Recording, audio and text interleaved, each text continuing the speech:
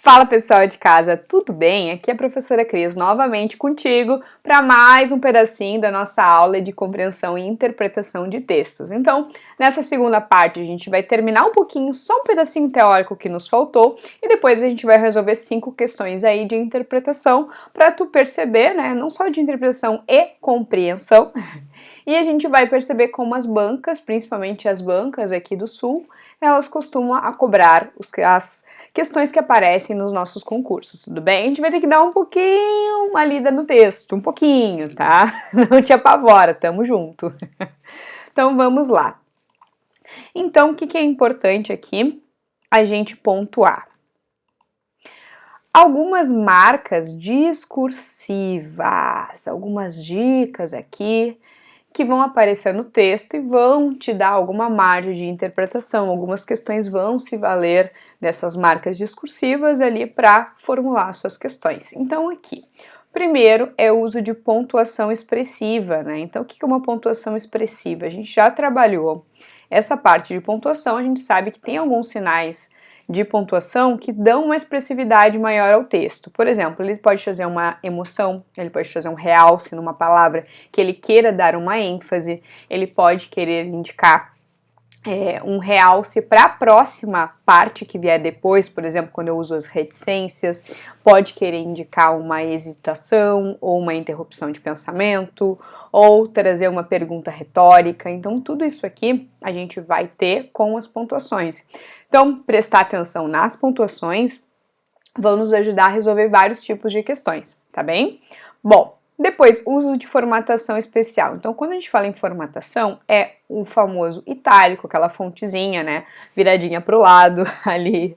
Então, o itálico muitas vezes vai marcar uma palavra estrangeira, ele pode marcar ali um discurso direto, né, que é a fala de uma outra pessoa, e outras coisas, né, mas o que mais é usual é esses dois casinhos aí que eu te comentei. Negrito também, eu posso deixar uma palavra destacada, que nem aqui a gente usa bastante nos slides, né, para dar o realce, uma ênfase em alguma palavra. Caixa alta, né, que é as letras em maiúsculo ali, quando tu parece estar gritando com a pessoa. Então esse realce pode ser realmente estar gritando com um personagem, pode indicar uma surpresa, enfim, uma exaltação. Uso de maiúsculas e minúsculas, às vezes, por mais que uma palavra não seja o nome próprio, no texto, especificamente no contexto do texto, ele pode aparecer como um nome próprio, tá? Então, esse uso de maiúscula e de minúsculas, às vezes, vão nos também mostrar alguma característica específica daquele texto. Uso de vocabulário específico, então aqui também entra uma matéria chamada variação linguística, então jargões técnicos. Se eu pegar um texto, por exemplo, da área do jurídico, tá? Da área do direito, eu vou ter termos técnicos, né, que vai ser diferente de, por exemplo, uma prova feita para um professor de língua portuguesa, vai ter termos técnicos que o pessoal que é daquela área já domina, então isso também é um indicativo de algo.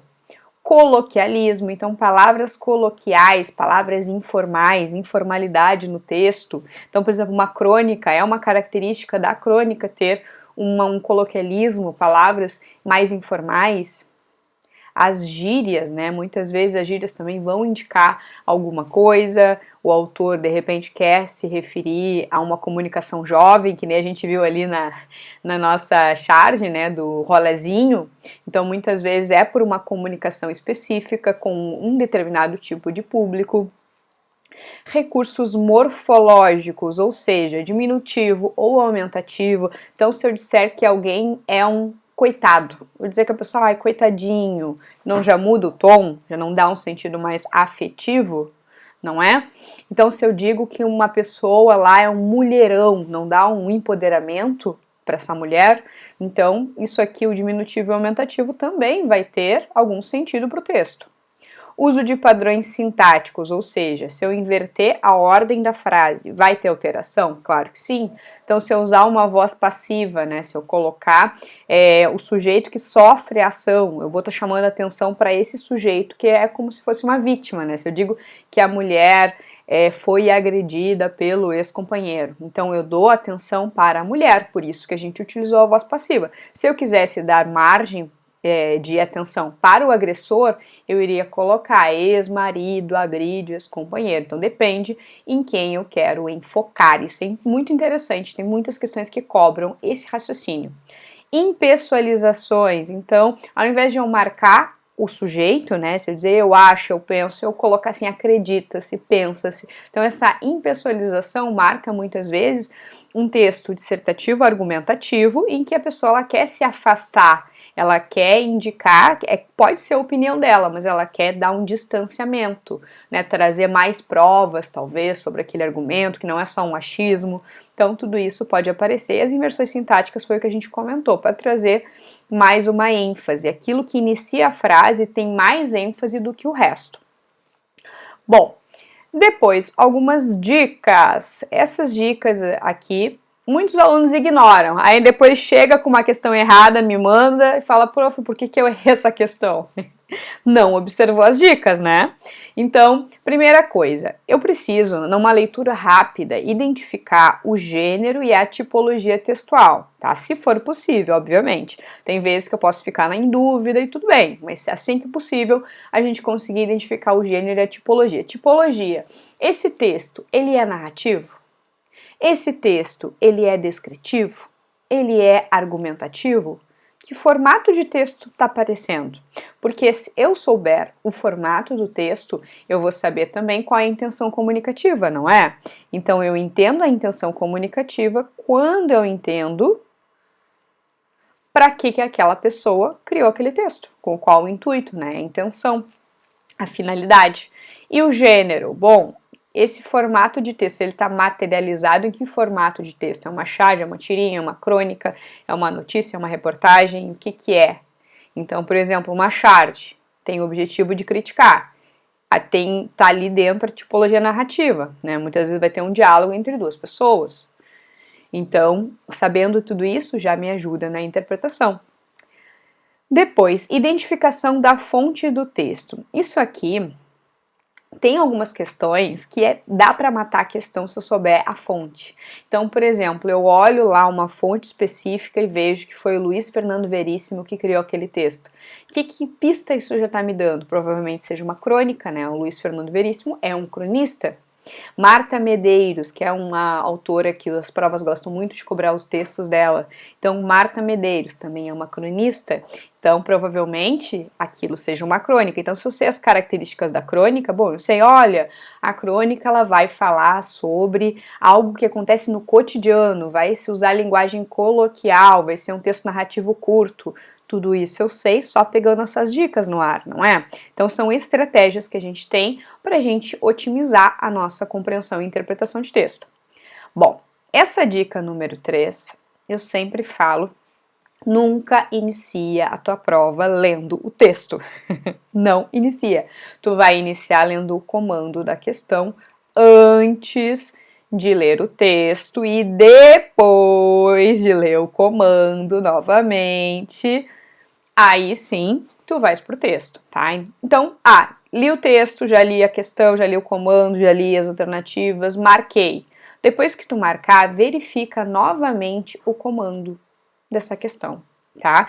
Então, após a tua escolha da resposta, dá uma olhada se o teu comando tá de acordo com a tua resposta. Porque às vezes todas as alternativas realmente estão no texto, mas apenas uma delas vai responder ao comando. Tudo bem? Então, muito, muito atento a isso. 4. Os verbos, advérbios e adjetivos, eles podem dar pistas sobre marcas de opinião do autor, tá? Então, se eu digo assim, ó, felizmente hoje vai ter aula de português. Felizmente. O que é o felizmente? É um advérbio e tá me dando alguma margem de interpretação? Sim, que o autor gosta de português, porque senão ele não falaria felizmente, né? Bom, adjetivo, se eu digo que algo é excepcional, eu não estou me dando uma opinião minha? Sim. Então essas pequenas marcas de palavras no texto vão me dar alguma margem, tá? Verbo, tipo, podem ser, devem ser. Isso também me dá uma interpretação. Quando eu digo que algo pode ser assim, não é necessariamente vai ser assim, é uma possibilidade. Então os verbos muitas vezes também vão nos dar alguma pista aí linguística. Essa número 5 é para estar assim, ó, para estar na veia, no sangue. Cuidado com as palavras exceto, respectivamente, nunca, só, todo e sempre. Não só em português, mas em outras matérias também. Então se diz assim, ó, o exceto aparece muito nos comandos das questões. É para sublinhar, assim, gastar a tinta da caneta e marcar. Respectivamente, às vezes eu tenho, dependendo da matéria, né? Muitas vezes a ordem vai influenciar os fatores. Então, muitas vezes, até na legislação, eu tenho uma ordem bem específica e se essa ordem ela for modificada, se não estiver bem na literalidade da lei, a gente não vai poder marcar como certa. Então é isso que a gente tem que cuidar, respectivamente, tem que ser naquela mesma ordem pedida, tá? Nunca, olha, principalmente no português, é difícil tu dizer que algo nunca vai acontecer. É uma palavra muito restritiva, assim como esse só de somente. Muito restritiva ou muito generalizada, dá uma ideia de generalização, como todo, tudo, sempre. Então, são palavras ou restritivas demais ou que dão uma ideia muito geral, são palavras que são marcas de erro e vão aparecer nas questões. Então, nas alternativas, tu vai perceber que tem alguma dessas palavras, já abre o teu olho. Provavelmente a chance de estar errada é de uns 90%, tá bem? E cuidado com o valor do sentido das conjunções. Claro que a gente estuda isso numa aula bem específica, né, o valor de cada conjunção, mas eu interpretando as conjunções, eu também vou interpretar bem melhor o texto. Por quê? Se eu sei que apareceu um mas, para onde que eu vou olhar? Para onde que eu vou jogar minha atenção? Para trás ou para frente? Para frente. Porque o que vem depois do mas é mais importante, pensando num ponto de vista argumentativo, do que aquilo que veio antes. Então, se eu usar aquela determinada frase assim, eu gosto muito de ti, mas tu é só meu amigo. Mas tu é meu amigo, tu é meu irmão. O que valeu valeu mais atenção? Eu gosto de ti ou tu é apenas meu amigo? Apenas meu amigo chamou mais atenção. Então, tudo aquilo que vem com mas, né, vem mais forte. Bom, agora chegamos àquele momento massa da aula, que são as questões, as nossas questõezinhas. Então eu te convido para ler alguns textinhos comigo. Antes da gente ler essa questão, a gente vai ver o que ela vai cobrar. Essa é uma questão da Banca Fundatec, escolhi colocar aqui bastante questão da Fundatec, tem uma também da Legale, porque a Fundatec também tem aparecido bastante, ela tem sido banca aí de vários concursos, né, principalmente aqui no Rio Grande do Sul, então vale a pena a gente dar uma olhada como que ela cobra, tá? Mas já te adianto que a Fundatec é de boa, ela não pesa a mão nas questões de compreensão e interpretação, tem bancas piores. Bom, então aqui a gente segue aquela a nossa estratégia básica de começar a ler a questão para depois voltar ao texto, porque aí eu vou voltar já sabendo o que eu tenho que procurar. Então, de acordo com o texto, tu bem te lembra da aula 1, de acordo com o texto é uma questão de compreensão de texto. Compreensão. Não é interpretação, tá? As informações de que a gente precisa estarão no texto, tu vai perceber isso agora. O gasto de energia faz parte do nosso cotidiano, e de tal modo que nem o percebemos. Então, está dizendo que a gente gasta energia elétrica, provavelmente seja energia elétrica, é uma coisa normal do dia a dia, a gente nem percebe que a gente gasta. Vamos ver se o texto vai falar isso. Número 2. O uso de LEDs em lugar de lâmpadas nos faróis contribui para a melhoria da iluminação pública. Terceiro, a ideia de trocar LEDs por lâmpadas incandescentes ainda não chegou às cidades brasileiras. Quais as corretas? Então vamos ter que voltar ao texto. Não tem como fugir. Falei pra ti que a gente ia ter que ler hoje, né? Então vamos lá. Semáforos solares para as ruas brasileiras. O esbanjamento de eletricidade é tão grande e, infelizmente, tão natural na nossa sociedade que todos os dias, ou seja, cotidianamente, presenciamos enormes gastos desnecessários de energia e nem sequer nos damos conta. Então, a gente vê aqui essa questão, essa número 1, que ela está correta, não é? Então, o gasto de energia faz parte do cotidiano de tal modo que nem percebemos. Não está escrito aqui, a gente não leu, nem sempre vai ser as mesmas palavras, um copia e cola, né? Mas não é a mesma coisa que o texto falou? É. Então, se é a mesma coisa, a gente sabe que a número 1 tá ok. Eu consigo descartar a B, eu consigo descartar a letra C e eu consigo descartar a letra E. Então, eu sei que vai ser a 1 ou a 1 e 2. Vamos ver aqui.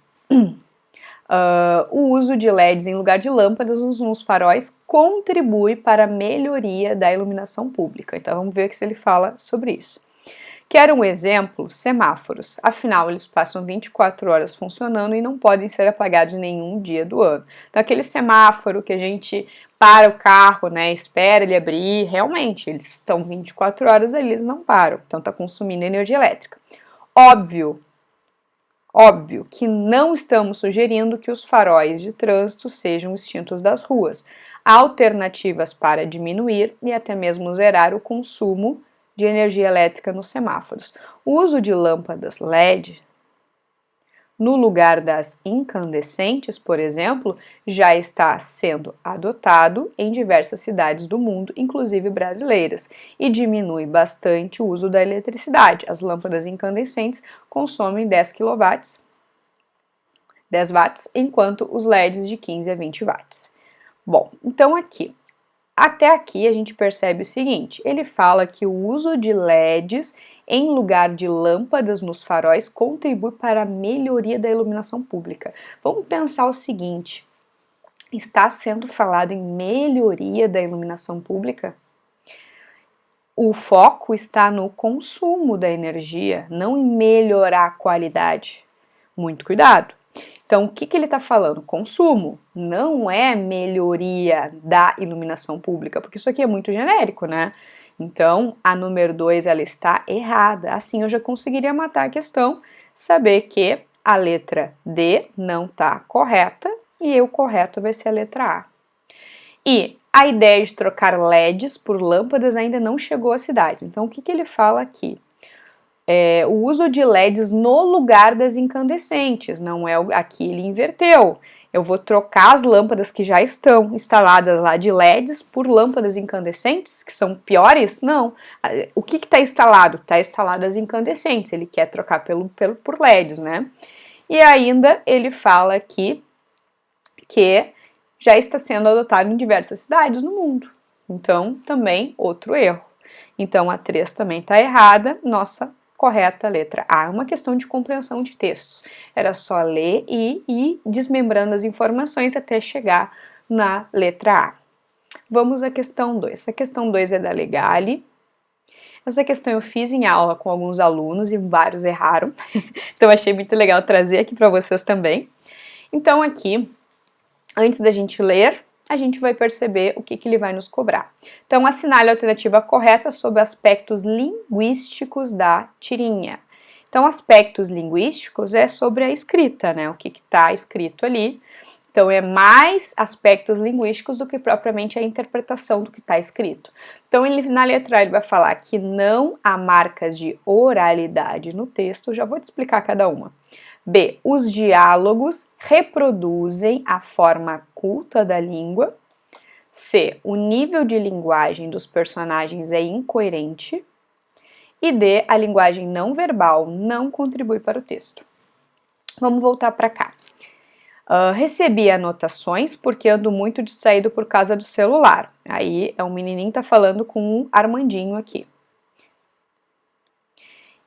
E entreguei pro meu pai assinar, mas ele esqueceu. Também, ele vive distraído com o celular, então, tal pai, tal filho, né? Então, aqui, a partir desses aspectos linguísticos, não há marca de oralidade no texto. O que é marca de oralidade? Marcas de fala, por exemplo, né, aquele isso aqui é marca de oralidade. Ou seja, o tipo também, o pessoal fala muito tipo. Isso aqui é marca de oralidade, marca de fala, vícios de fala, que a gente na escrita a gente já não utiliza, né? A gente não utiliza essas oscilações, a gente não utiliza esses vícios, né? Que é o né e o tipo. Então isso é marca de oralidade. A gente consegue perceber alguma marca de oralidade aqui? Não. Então a gente já sabe que a letra A está correta, não há marca de oralidade no texto. Letra B, os diálogos reproduzem a forma culta da língua. Então, olha só, aqui eu tenho um pro, que é para o meu pai assinar. Isso aqui, ó, o para o abreviado pelo pro já não é norma culta. Então, aqui, errado. O nível de linguagem é incoerente, ó, ou seja, eu não consigo entender o que eles estão falando para ser incoerente? Claro que não. E a linguagem não verbal não contribui para o texto. O que a gente viu na aula, né? Que a linguagem verbal e a não verbal estão juntas e as duas contribuem. E a linguagem não verbal é muito importante nesse gênero, que são as tirinhas. Então, é primordial. Então, a nossa correta, 2, letra A. Vamos à questão número 3, da Fundatec. A gente vai ter também outro textinho para ler. Então, ele vai dizer assim, ó, considerando o exposto no texto, analise as assertivas a seguir. A lei da atração diz que, quando supomos que algo é verdade, esse algo torna-se verdade. Antes de sair marcando enlouquecidamente, vamos voltar ao texto. D. De acordo com o profissional da psicologia, a ideia propagada pela Lucky Girl Síndrome pode estar associada a uma percepção tendenciosa da realidade. 3. Expectativas realistas nos desmotivam, pois passamos a enxergar os obstáculos pela frente. Por isso, devemos ver somente o lado positivo das coisas. Então, vamos perceber se isso é verdade realmente. Então, Lucky Girl Síndrome. Aqui faltou uma letrinha, né? Mas é girl. Então, por Lohane Moreira. Então, eu sei que esse aqui vai ser um texto provavelmente opinativo. Então, o Lucky Girl Syndrome é uma combinação das leis da atração e da suposição. Então, ó, é uma combinação. Tem essas duas partes, esta e essa aqui. De acordo com esta segunda qual? Lei da atração ou da suposição? Da suposição. Olha que pega ratão. Se eu não tô atenta, eu já iria dizer que essa aqui, ó, estaria certa, porque lei da atração, algo é verdade, mas na verdade não é a lei da atração, é a suposição. Então aqui eu sei que é a suposição, tá? Então a primeira eu sei que ela já está errada, eu já vou cortar a letra A, já vou cortar a C, já vou cortar a D. Olha que um monte, só sabendo que a primeira está errada. De acordo com o profissional da psicologia, a ideia propagada pela Lucky Girl Síndrome pode ser associada a uma percepção tendenciosa da realidade. Então, vamos ver o que ele fala aqui. Então, na primeira, o pensamento positivo atrai resultados também positivos. Assim, uma garota de sorte não só confia que coisas boas vão acontecer, mas também que elas já estão concretizadas, né? Já está amarrado. Não existem evidências científicas de que o fenômeno seja verdadeiro, mas muitas pessoas juram de pé junto que é verdade. Isso pode estar relacionado, segundo o psicólogo Guilherme Zausen, a uma percepção tendenciosa da realidade. Olha só como é uma questão de compreensão mesmo de texto. Não foi o que ele disse, né? Então, pode estar associada a uma percepção tendenciosa da realidade. Está escrito no texto, é uma questão de compreensão. Não estou precisando inferir nada, está escrito ali. Expectativas realistas nos desmotivam e temos que enxergar os obstáculos pela frente, por isso devemos ver somente o lado positivo das coisas. O que esse cara ele vai falar? Então, um modo de distorcer o que nos cerca é a adivinhação do futuro ou profecia autorrealizante. Os problemas ou Nesse caso, coisas boas são previstas como se fossem fatos pelos indivíduos, e com isso eles ficam predispostos. E exemplos disso é quando seu parceiro demora para responder, você imagina que ele está prestes a terminar o casamento, aí você começa a se distanciar até brigar com ele mais vezes, e com isso realmente torna a previsão real, o mesmo vale para o processo positivo. Nosso cérebro, que é o centro de processamento de informações, por mais evoluído e complexo que seja, ainda é suscetível a certos erros lógicos. Esses erros dentro da terapia cognitivo-comportamental são chamados de distorções cognitivas, que podem ser equiparadas ao viés de confirmação, aponta o psicólogo. Assim, o que percebemos e a forma como interpretamos o que acontece não é realista, mas sim de acordo com crenças ou hipóteses pré-existentes que temos. Tá, mas cadê a informação que eu preciso? Tá no outro lado. Para Guilherme, o problema não é ter pensamentos positivos ou negativos. Os dois são importantes, mas sim pensamentos disfuncionais ou não realistas. Expectativas irrealistas nos frustram, tá? Já paramos por aqui. Porque é isso aqui, ó, que pode minar a motivação. Então, na questão, expectativas realistas ou as irrealistas nos desmotivam? As irrealistas, né? Então, a 3 está errada, ou seja, somente a número 2 está correta, 3, letra B. 4. São exemplos de textos multimodais, exceto. Olha o exceto aqui aparecendo, então eu quero aquele que não é multimodal. Prof, mas eu não sei o que é multimodal, acho que essa era a única dificuldade nessa questão. Multimodal é um texto que tem várias modalidades, então um texto que tem linguagem verbal e não verbal, por exemplo, é um texto multimodal. Tem textos em que tem imagem, tem som, é um texto multimodal, um vídeo é um texto multimodal. Então ele quer aquele que seja o exceto, aquele que não é um texto multimodal. Então meme é multimodal? É, mas ele quer o que não é, então já não pode ser.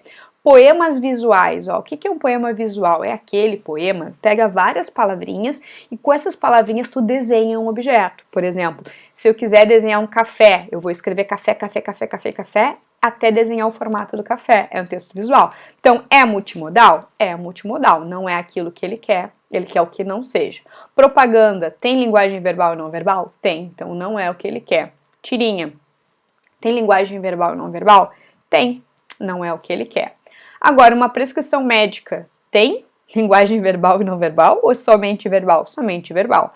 Então, não é um texto multimodal.